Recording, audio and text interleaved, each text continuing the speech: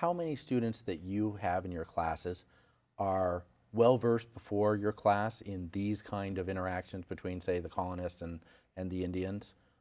Not many. So your work in that sense is pretty important.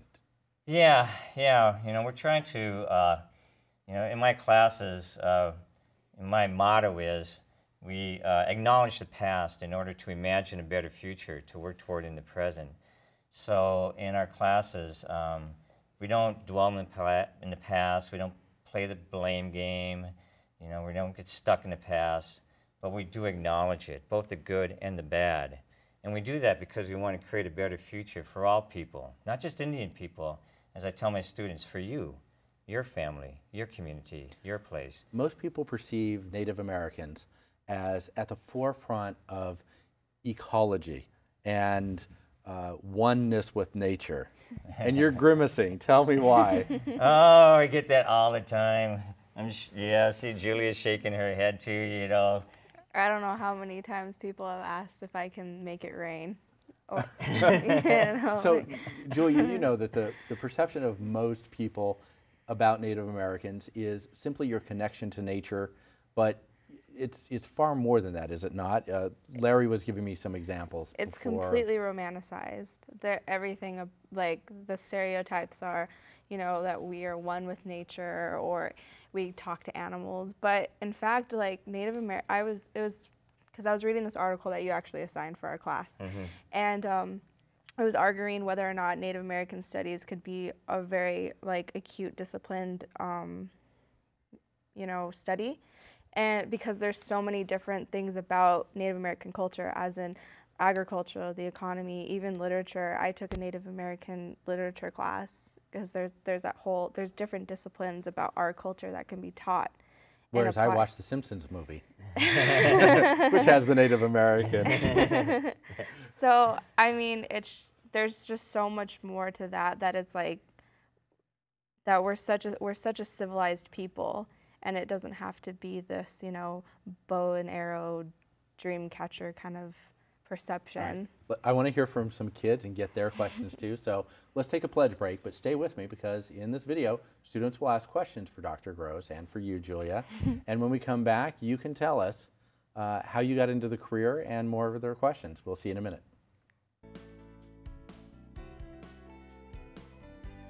There was a lack of structure. There's lack of direction, really not a lot of systems in place that allowed for academic excellence to flourish. And that's pretty much the way you could characterize it a few years ago. When you juxtapose it to what it's like now, it's very, very different.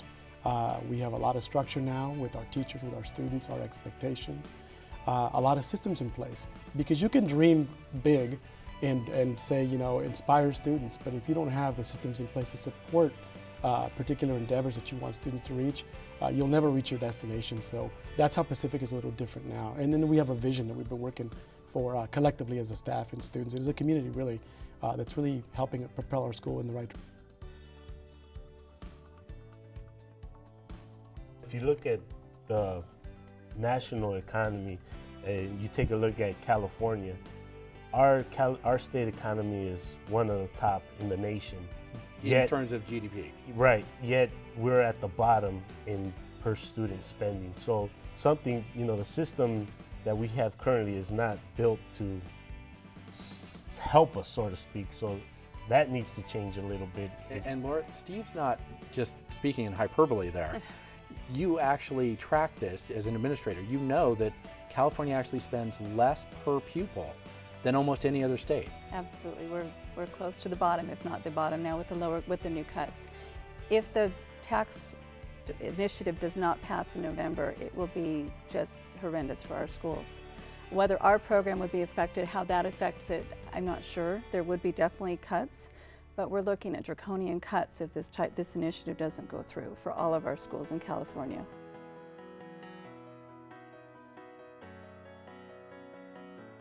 Started 10 years ago We originally were set up to replicate a program that our founder had discovered on the west side of LA that was being very successful, getting kids from central Los Angeles and south central not only into great colleges but all the way through to graduation. That really impressed our founder, who is a Caltech trained engineer, became a philanthropist, and really believes from the heart that any young person who has the ability, the talent, the drive should be able to get into the best college they possibly can. We started out 10 years ago with 12 students. We're now working with Cruise System. We're leveraging the energy of the students themselves. The crews are groups of anywhere between 3 to 7 students in high school who are raising friendship to a higher level.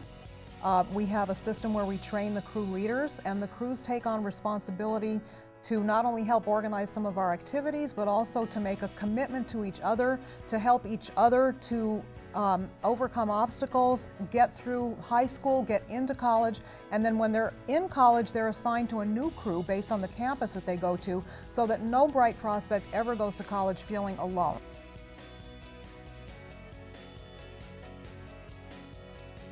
Every kid who enters a high school comes in with a friend group.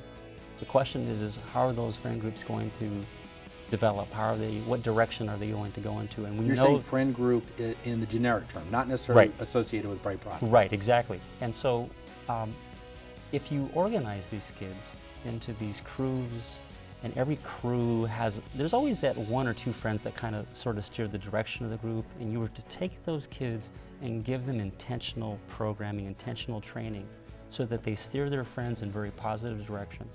I really believe that we could have a greater impact on more kids. But of course, that would be something that the school systems would need to adopt and invest in. They invest in the academic side of it, but we know particularly in our community that personal and social development is so crucial. I work with the Comeback Kids students. This is the older population now. You're probably looking at about 19 to 21-year-old students. They've decided, okay, I need to come back, I need to finish high school. They may be 10 or 15 credits from graduating, but it's like, okay, then I meet with them, and so what it is, again, what do you want to do once you graduate high school? And oh, you know, I want to do, maybe I want to be a chef, I want to go into, you know, cosmetology. There's just so many different options out there, and that's why I enjoy working with all the students.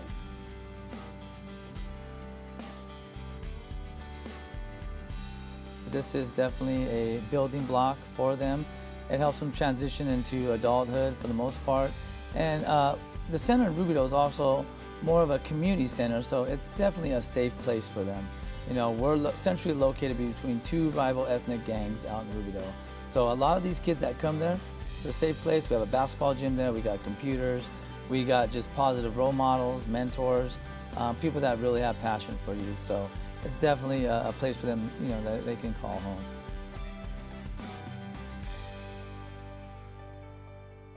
Do you have any advice towards Native Americans, and how would you help them out into pursuing higher education? Do you stick to strictly Native Americans, or do you branch out to different ethnicities? And so far, you being the chair, has there been a greater amount of Native Americans graduating high school and going on to pursue higher education? What are you hoping your turnout to be in 10 years? What was your initial motivation to pursue a higher education? What trials did you undergo to be in the position that you are today?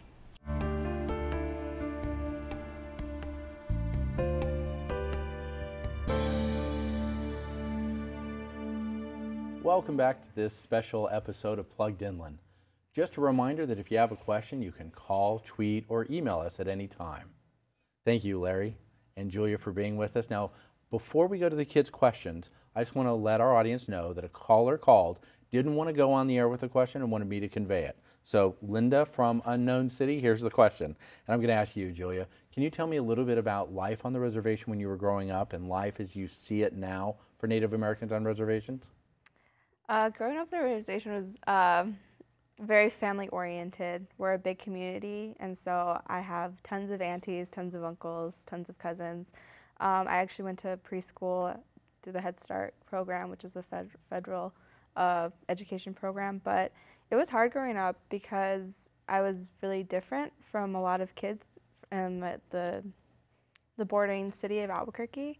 Didn't really have too much to relate to because I was really comfortable growing up on the reservation, but you know, as my years went on and school, I got more acclimated to that kind of environment. And to the degree that you know, how is it now for kids growing up on reservations? It's so much better because the education programs are so much more interweaved with, modern day, and we have a lot more resources now from when I was growing up, and I think that, now they have a better chance of seeing higher education. So it's the case of those whippersnappers don't know how good they have it. Pretty much, yeah. Okay, let's get to some of the kids' questions. I want to ask, you're in college now, Julia, so what advice do you give to other Native Americans that want to go into college? Just from my own personal experience, try really hard. You need to try really hard in high school because I didn't, and that made my the next step into college a lot more difficult. But I didn't have a lot of resources that there are available now. So if you need help, go seek it. Isn't that what 80% of college students say though? Is, oh, I wish I would have done more in high school to prep me. Yes. Okay, so I want to ask, what education prepared you? First, let me ask Larry, what is your education? Oh, this is so embarrassing. You can just rattle off quick, or I will. Okay, I got my undergraduate degree at the University of Minnesota, so I am a golden goofer. Okay. I got my MA at Harvard University, and I got my PhD at Stanford. And which university do you like better? Between Harvard and Stanford? Yes. The University of Minnesota. What can I say? You know? I knew you were going to say that. Okay. What challenges did you face getting to where you are? Roger, I could tell you, but it would make you cry. I won't go into the details of this, but it amazes me to the degree to which, even within academia to this day, there's a large amount of, well, I'm just going to say it frankly, discrimination against Native peoples. And I'm going to give you the long and the short of it. When I came up for tenure at a certain university, I'm not going to mention the name, an outside reviewer said that Dr. Gross is haunted by his Native American heritage, and besides, when it comes to Native American cultures, ex nihilo nihil fit. And which for non-Latin speakers is? It means nothing can come from nothing. So what he was saying was, since Indian cultures are nothing, and I base my scholarship on my identity as an Indian person, my scholarship is nothing. And the individuals at this university said, that's fine. And they used that as a basis, well, to fire me. So this is probably one of the things that motivate you now in your role as the endowed chair. Yeah, it's one of the things, yes, that's one of the things that motivates me. What I tell my students, and this is true for all students, not whether they're minority or not, you're going to face difficulties in life. As Native American people, we have our own unique set of challenges, but everyone's going to get whacked in life. And so, for example, in my classes then, one of the things that I try to do with them is help give them some life skills to help deal with that. So for example, I tell them, someday you're going to go to work and your boss is going to say you're fired. You're going to go home and your spouse is going to say, I want a divorce. And you're going to go in the backyard to commiserate with your dog, and your dog's going to be dead. And you're going to be living in a country western song, You're uplifting, Larry. Yeah, very uplifting, and that song's going to go, my wife, she done left me, and my dog, he died too. And I don't care about my wife, but I sure do miss my dog Blue. It's going to happen, it's going to happen. So like in my classes, I try to teach like storytelling techniques. So I tell them, when you get whacked by life, you got to get out there and tell the story. I'm going to segue to an important consideration. Some of the people that get whacked the hardest are military. Yeah. What are you doing? Because I know you're involved in this. What are you doing to help them? Well, this goes back to what we were talking about earlier in regards to having mainstream Americans look to Native cultures for help. And I think that can continue to this day. I did if I may say, award-winning article on assisting American Indian veterans of Iraq and Afghanistan cope with post-traumatic stress syndrome.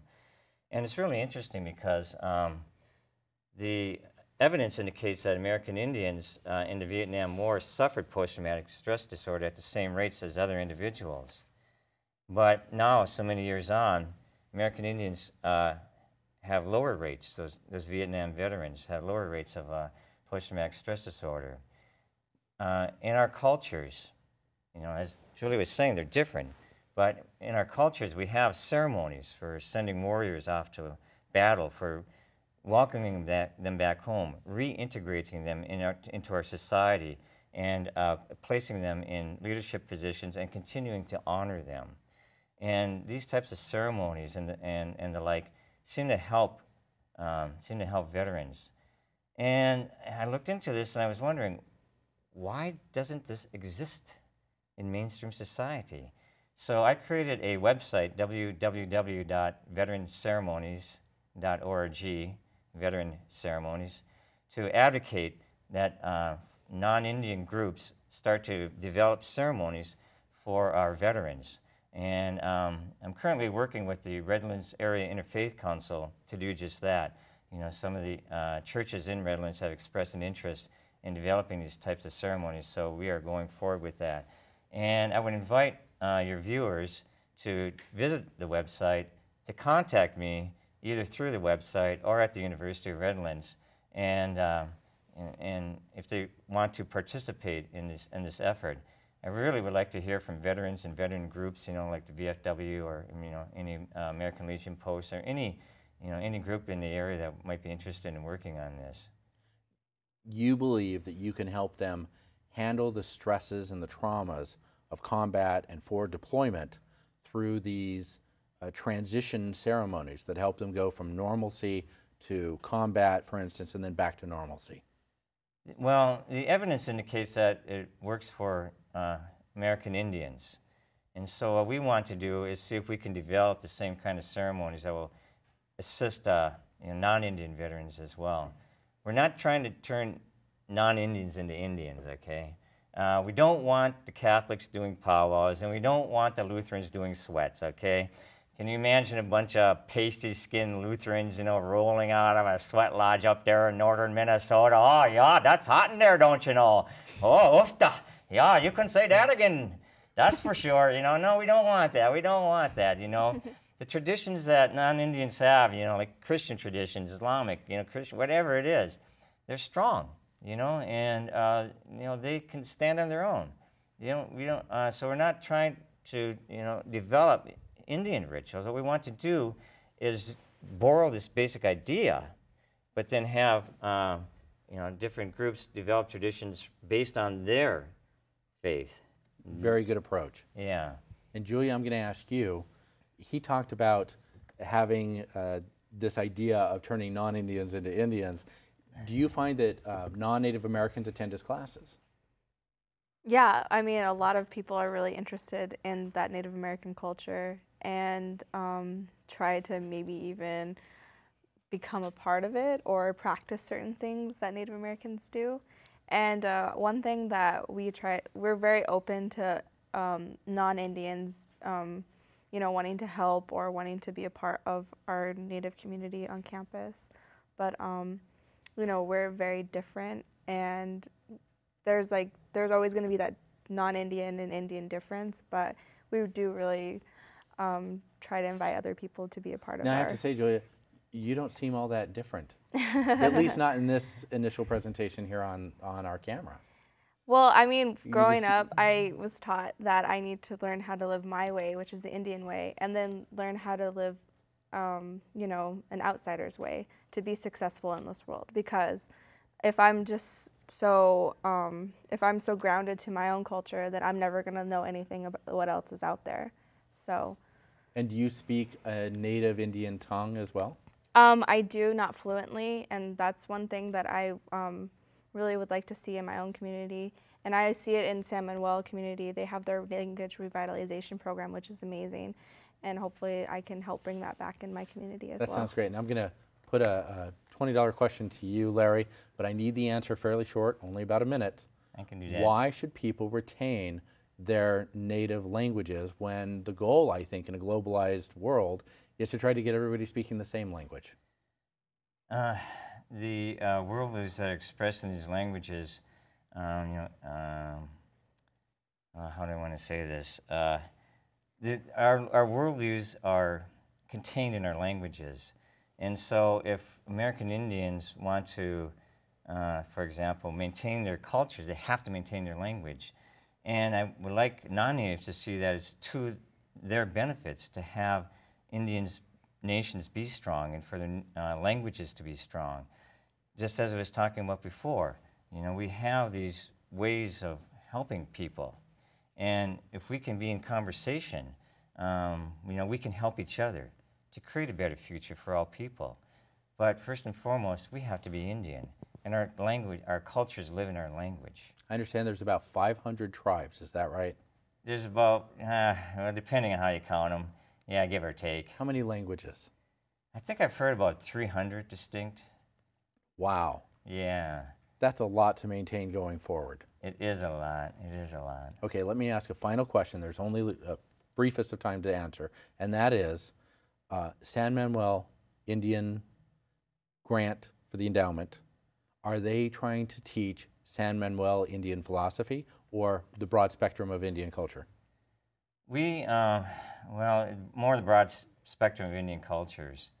So what we're trying to do and what our gift agreement says is, well, we want to teach non-Indians about Indian cultures, but we also want to train future leaders in the Indian communities.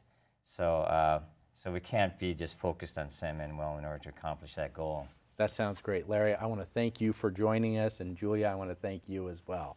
You know, this has been wonderful, and I'd like to thank them both for being here. From the University of Redlands, we have one more educational discussion to look forward to when our next guest, Hal Hargrave, will join us here on Plugged Inland. Hello, I'm Lillian Vasquez, and I want to tell you about a very special opportunity for you to support KVCR and the American Graduate Project. If you're committed to making a difference in education, then this is your personal opportunity. Tour our station, check out what goes on behind the scenes, visit our green room, our control room, and our production studio. But the unique part of this pledge package is that it allows you to share your very own story about education and why it's important to you. Tell your own story and what made a difference with you. Together, we can inspire others. Here's all you have to do. Pledge at the $125 giving level to record your story. We want to know why education is important to you. When pledging $125 to KVCR's American Graduate Project, you will make a difference in the lives of teenagers in our community. Thank you. This is the Roadtrip Nation Experience Curriculum, which empowers students to define their own roads in life. For 10 years now, we've been sending young people on road trips across the country in search of wisdom and advice from leaders of all walks of life. It's kind of like discovering who you are and who you truly are. The experience culminates with students going out into their local communities and interviewing their own leaders about how they got to where they are today. You're actually asking the questions that you want to ask them, and you want to get the feedback on how you could be a better person. What exactly gave you like the spark, like to start you out to want to be a firefighter in the very beginning? When you were younger, say about our age, could you see yourself ever doing this career? How did you overcome the obstacles that life thrown at you? Where were you at our age? Where were you when you were 16, 17, and 18? Did anyone doubt you in your process of trying to become a basketball player, trying to become Secretary of Education? Oh, sure. Your people doubt you all the time. And so the question is, do you let those doubts stop you, or do you listen to them and take those weaknesses and turn them into strengths? We all need to challenge ourselves often in order to help us grow as individuals. Hello, I'm Lillian Vasquez. We've just seen how the Roadtrip Nation curriculum has enriched the lives of students from all over the United States. Please help us to ensure the same Roadtrip Nation experience for inland area students. You can do this when you pledge at the $60 level. You will help to support KVCR and ensure this type of learning for a student right here in our own backyard. Of course, you're welcome to give at any amount that fits your budget, and know that you are supporting KVCR, education, and the American Graduate Let's Make It Happen project.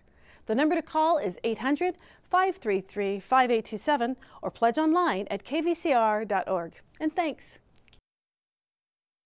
I think that it was a wake-up call to a lot of people. And, you know, if that had to be me and I had to be that guy and this had to be the thing that happened, so be it. You know, I have so many people around me, and, you know, I was a kid graduating high school, going off to college, really trying to find myself and really what my purpose was. And it's so clear to me now, if this accident was the reason that people's perspectives of lives changed, you know, then maybe this wasn't an accident. Maybe this just was meant to be.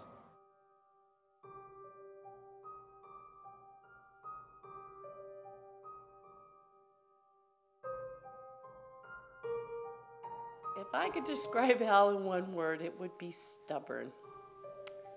And that goes back to when he was little. No matter what he did, or, you know, he was just gonna do it. And he'd even cry about it until he got it right, you know. That's how I would describe him. And I remember the day, and it will be a day that I never forget.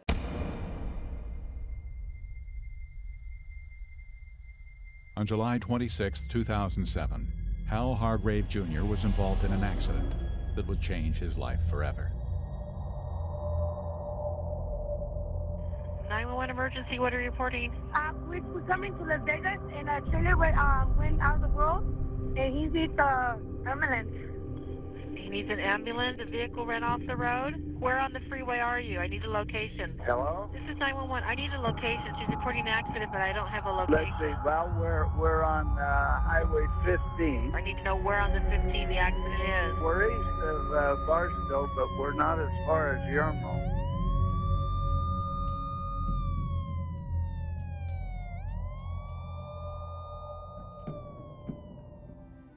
As Hal rolled his truck a total of 4 times, the roof of the cab collapsed in on him, breaking his neck at the C5, C6 level, leaving him a quadriplegic. He has a 1 to 3% chance of ever walking again. His next step in recovery was at a facility called Project Walk in Carlsbad. And it's a recovery center for spinal cord injuries. And they use a recovery method based on exercise. The reason we're doing things with Hal today is because he started right after he got out of rehab. I mean, he started as soon as he could. So we were able to create, I mean, I'll use words that people recognize. We were able to create spasms, and we got them early enough that we actually can turn them off. So Hal can actually create energy through his body, creating movement, and then he relaxes and it goes away. So a lot of spinal cord injuries are healing, but without stimulation. So their body becomes dysfunctional. His body is healing in a functional manner so that the spasm and tone that a lot of people suffer with, he doesn't have. He creates, it goes away. I mean, he has, I wouldn't say functional control yet, but it's getting there. That's all because he started right away. I mean, if he was healing sitting in his wheelchair, think about it, he's just sitting in his chair all day long, his body would get tighter and stronger without any proper stimulation which way to go. So we're teaching his nervous system everything it needs to know to improve. I mean, it's simple. It's use it or lose it. I mean, you cannot get better doing nothing. I mean, I can't get in shape by sitting in a chair. So you have to move and you have to try.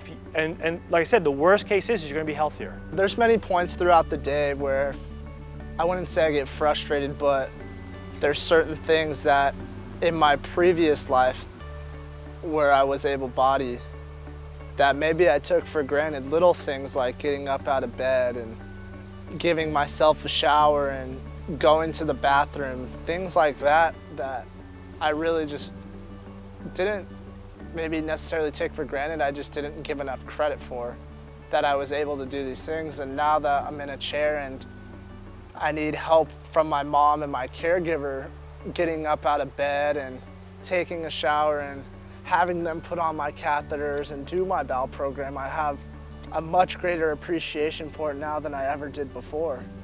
And you know, it's the little things now that, you know, you go throughout the day and you're like, wow, was just second nature before, and now it's like, it's a big deal. It starts when I get out of bed and all those little things that maybe I can get worked up about and not being able to do self-sufficiently.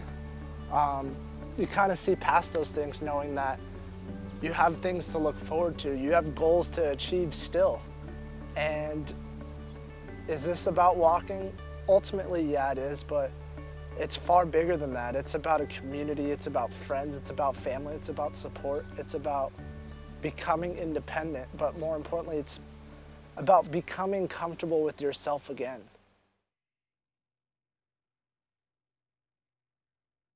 Welcome back to Plugged Inland. For those of you who have already pledged your support, I want to say thank you. And for those of you that have questions for us during this live show, be sure to contact us. You can contact us by calling, tweeting, or sending us an email. Our final guest tonight is Hal Hargrave. Hal, thank you for joining us tonight. It's a pleasure to be here. We just saw part of a documentary that you had prepared as well as part of your foundation. Yes, sir. Does it hurt watching these reenactments of your accident? No, you know, when we were filming for the documentary and I had to be involved in the reenactment and kind of reoccurring everything that went on during the day of my accident on July 26, 2007, you know, it brings back a lot of memories, but the way I put it into perspective for myself is I don't get so down on how far I was 5 years ago. I more so look forward and I see how far I've come in those past 5 years and who I am today. And, you know, to be completely honest, I'm proud of that person. Wow, that's awesome. Yeah. Let me ask, what was your first reaction when you realized coming out of, you know, the emergency room that you were paralyzed? You know, when I came into the emergency room, actually here locally at Arrowhead Regional Hospital here in Colton, I wheeled out of CAT scan and MRI, and the first people I saw were my mom and dad. And at this point, I had known that they had spoken with the doctors. And after I was cut out of the truck, I had many questions to the paramedics that they weren't able to answer. And so when I saw my parents, the first thing I asked was, how bad is it? And my dad looked at me in the eye and he said, do you really want to know? And I said, well, yeah, absolutely. What does life entail for me at this point? What am I looking at? And he said, well, you know, the doctors aren't saying it's not good, but they're giving you a 1 to 3% chance ever to walk again. 1 to 3% is very, very small. Yes. And, you know, when I was told that, you know, I was a 17-year-old kid, and at that point in my life, I was looking for some sort of challenge, something that I was up against, that I had to, you know, get up off the floor and keep moving forward. And I got it. And when I heard 1 to 3%, I kept thinking to myself, you know, I'm an athlete. I'm somebody who, when you tell me I'm not going to do something, you know I'm going to prove you wrong. So when I look at that 1 to 3% chance, I look at it as some sort of hope. And to me, that 3% is all that matters to me. As far as I'm concerned, that's all I need to walk again. And, you know, if at the end of the day I don't end up walking, then so be it, you know, because I've come so far in these past 5 years and I'm going to continue to move forward. And I just know that wherever I end up is where I was intended to end up, and I'm going to be proud of who that person is. You know, I'm perceiving that not being immobile right now, that were I immobile, were I in your situation, I would be focused on that 1 to 3%. Yeah. But in fact, your life has taken a completely different turn. While you're preparing yourself for the enabler that might be, and we'll talk about this in a moment, stem cell research and stem cell answers, you are actually embarking now on a very productive life, helping others such as yourself. Yeah, you know, it's one of those things where I was put into a situation and I was forced to make a decision. And I had, you know, several different paths I could go down, but I knew the path that I couldn't go down was to be the one that I was going to sit at home, sulk about my situation, play the woe is me card, and really just sit back and say, you know, this is all life has in store for me. This is what I'm going to settle for, because I soon realized that that wasn't what I wanted it to be. I knew there was more to life, and at that point I realized I had a purpose still. And that was something that shortly after my accident I kind of lost sight of in who I was. I really thought that since I was in the predicament I didn't have anything to offer to anybody anymore. I didn't think since I was in a physical state that I could help other people. I thought that, you know, I was going to be this helpless individual and I didn't have anything to offer to the world. And at this point, I could tell you I was so far wrong, because there's things now that I've discovered about who I am that I've realized I wouldn't have been able to obtain had this injury not happened. So it's only made me to believe that this was meant to be. And I realized that it didn't change who I was, but it's made me the person who I was supposed to be. Who were you when you were 17? Stubborn, naive. Baseball player, right? Yeah, confident. I wouldn't say cocky. Others might tell you different, but I definitely had a persona about me that I was going to go out and I was going to achieve the things I wanted. If somebody told me I wasn't going to do something, you better believe I was going to go out and try and achieve that. But I was more of a person that didn't really so much about the success that other individuals put upon me. I worried about my own personal achievements because that's self-instilled. I wasn't so worried so much about the perceptions that others had of me. I was worried about who I was, going out and achieving those goals that I had set for myself, and really just being that confident 17-year-old that I was going to go off and play baseball at Cal State Long Beach. But you were already kind of an introspective, philosophical guy, right? Yeah, I would say Even so. your teammates, I think there's this great quote, there's Hargrave. Yeah, yep, exactly. There was a point during my senior year, the last game that I ever played competitively and ever at all, where I threw a baseball, and it was the last game of my senior year, and I went to Claremont High School. We were playing Etowanda High School, and I remember the game ended, and I'm sitting out there in the outfield at the end of the game, and my coaches are kind of giving their post-season spiel about what they thought about the season and their thoughts of all of us and how we've grown up and become men. And I said, "Hey, Coach, do you mind saying if I say something real quick?" And he's like, "Yeah, sure. What do you have for us?" And I stood up in front of some of my best friends, guys that I consider to be my brothers, and I said, "I want you guys to understand something. You guys have shown me something this season that, until this point in my life, I didn't realize was a part of me." And they're like, "Well, oh gosh, where are you going with this, Hargrave? Like, what do you have for us now?" And I'm just like, "You guys have shown me that there's this life that I'm living is far bigger than just me. It's about other people. It's about you guys. It's about being there, supporting others. And when I'm on the bench, I'm cheering you guys on, hoping you guys do everything to the best of your ability. And when I get my chance to go in, I do it to the best of my ability too. But where I come into play is just my encouragement and being there to help other people." And this is pre-accident. This is pre-accident. So this is when you started to realize that being a connected part of a team and helping others was somehow a calling within you. I don't know what it was about at that point in my life where I don't know if it was me finally coming to my senses that I was going off to college and I really had to find that true me and become this independent kid, motivated kid that was a go-getter. But it was something about that year and being around that group of guys that brought it out in me, and I realized, who I truly was. We're going to say that you have a foundation. It's called Be Perfect Foundation. That's correct. Before we talk about it, I just want to set the stage that I think most people that have incurred some traumatic event, oftentimes there is for them or their family some kind of a foundation. But I think the perception is that it's to give to that family or to you to make your life better. But yours goes far, far beyond that. You have a foundation that helps many other people. Definitely. When this had all happened, I was put into a situation where, like I told you, I was searching for self-answers, where I was asking myself many questions about who I was, my value to this world, what I had to offer. Could I affect or change somebody's life ever again? And I really was at a turning point in my life where I didn't know if I ever had that within me. And there was a point shortly after my injury, I attended a place down in San Diego called Project Walk. Project Walk is a spinal cord injury recovery center, and it's world-renowned for what they do. But I more or less am telling you this because once I started attending this place called Project Walk, I started meeting many individuals that dealt with the same ailment that I deal with. And I soon realized I wasn't alone in this, but I also heard many stories and talked to many different people about the things that they are dealing with, more or less the monetary value that's put upon this injury and how it affects so many different families. And there was one particular individual that stood out to me. His name was Brian O'Neill. Brian was a 42-year-old, had a wife and a kid, and he was in a dirt biking accident, ended up breaking his neck. And he was, the worker in the family who got out and worked and provided for the family. And once this had happened, it had taken his family apart. And he was forced to, obviously not work any longer.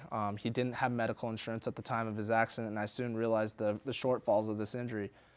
Insurance companies, even if you have insurance, are only willing to cover 50 to 55% of the cost of this injury. And this injury can be in upwards of $2.5 million over a lifetime. And I literally met people that were sent home from the hospital without their own personal wheelchairs.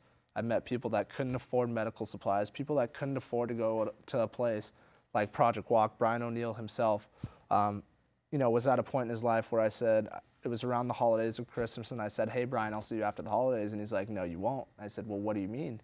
And he said, you know, at this point it comes down to putting food on the table for my family. I can't afford to come to a place like this anymore. And that's when it all hit me. And I wheeled up to my dad after therapy that day and I said, I figured it out. Like, this is my calling. Like, I need to keep this guy in therapy, and more than anything, I need to help other people. Like, this is what we can do. And he's like, well, what do you mean? What can we do? And I said, well, we need to start a foundation. I'm going to fast forward. And given time, we'll go into the details. How many people is your foundation helping now? At this point, to date, we've helped over 100 people, whether it be keeping people in therapy.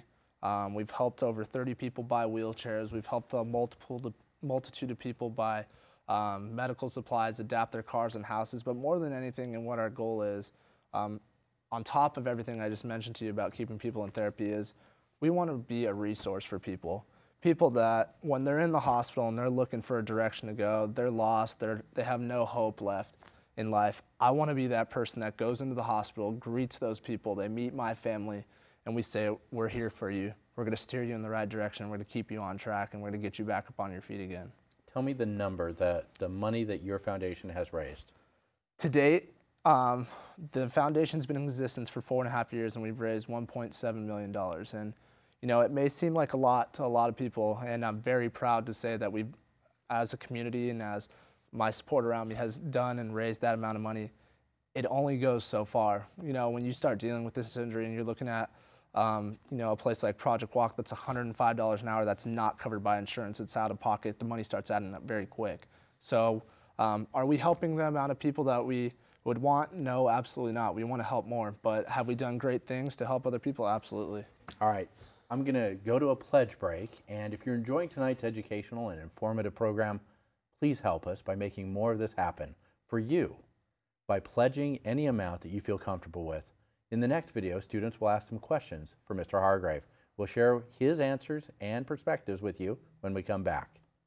Okay, from what I heard of, I know that the doctor said that you only had 1 to 3% of walking. What inspired you to move forward? Because from what I know of, like most people that get diagnosed with the fact like that, or they get disappointed and, you know, they get discouraged. What inspired you to keep moving forward?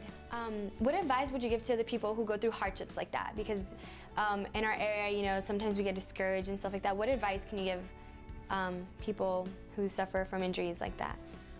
What have you learned? What life lessons have you learned from starting this foundation? Where do you see your foundation in the next 10 years? So is there a vision for kind of making or setting up sort of a greater institution to help more people on a larger scale than just individual families? Well, I personally know that college campuses can be very large. How easy it is to kind of maneuver around your campus to get resources, or just how is college life for you? So, what is it that keeps you going? What would you advise a current student or a current senior and at any high school? So would you agree with the quote, hard work and determination are the keys to success?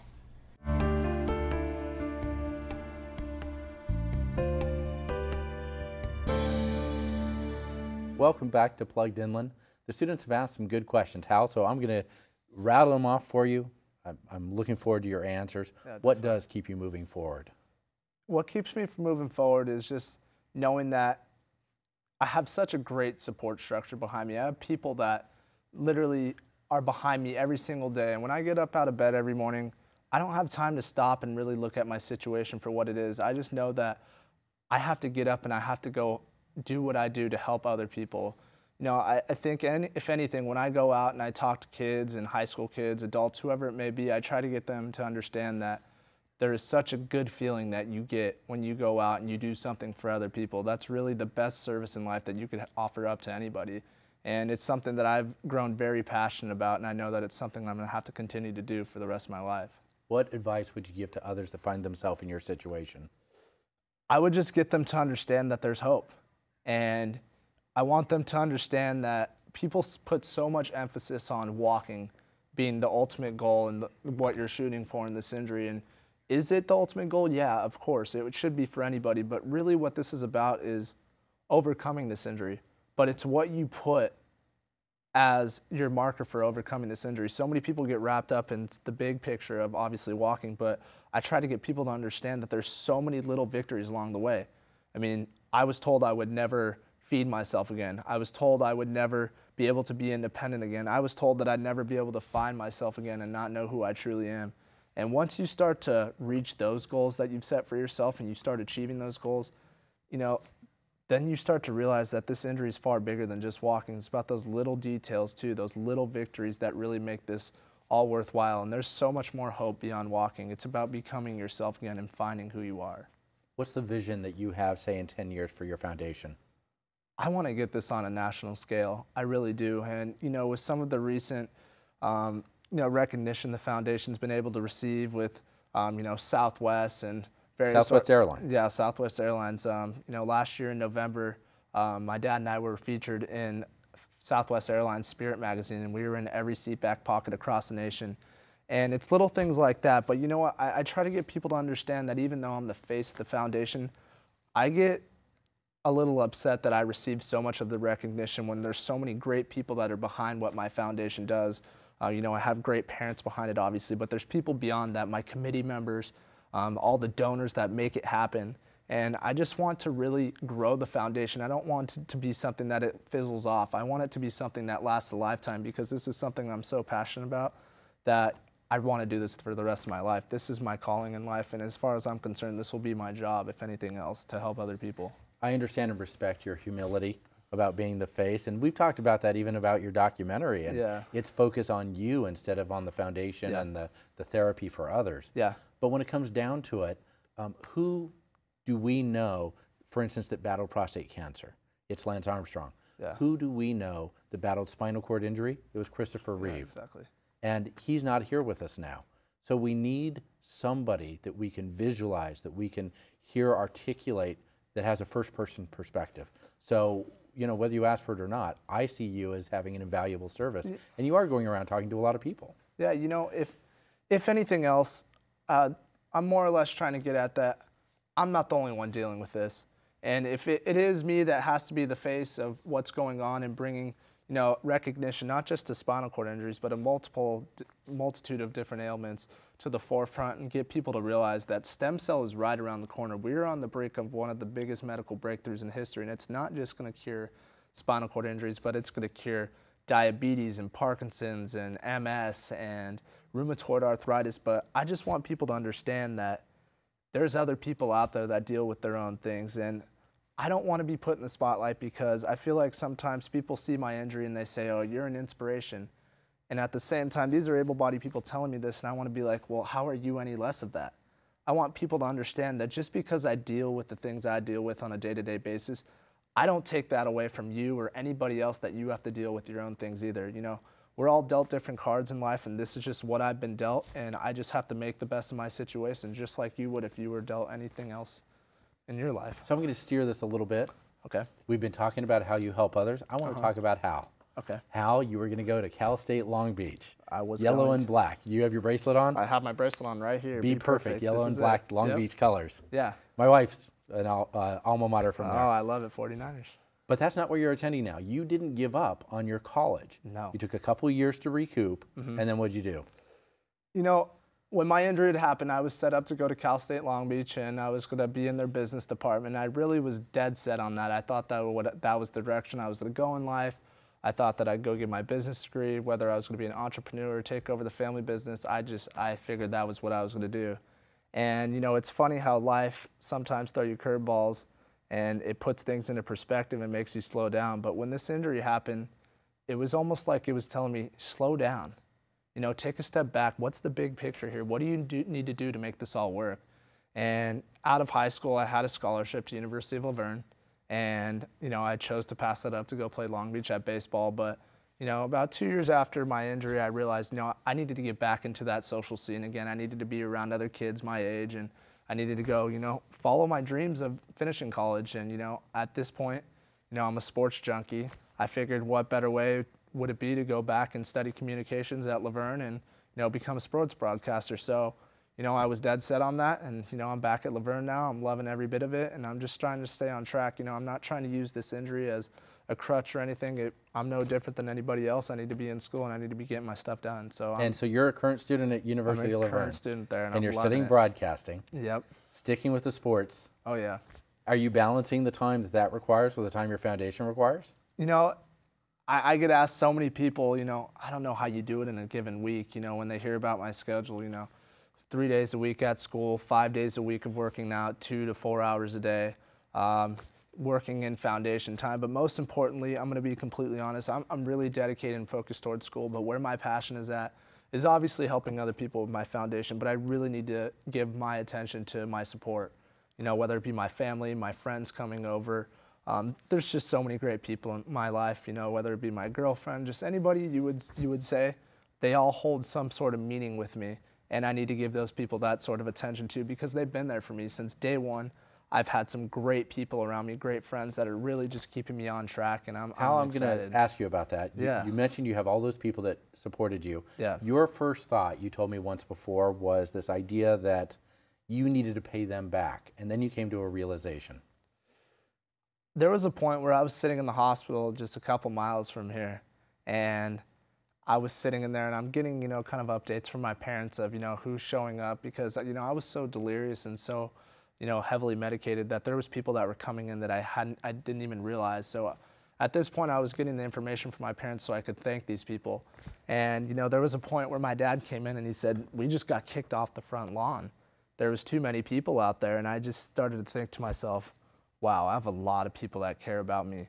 But I started to realize that those people were there for me, but they weren't there to ask for a favor back.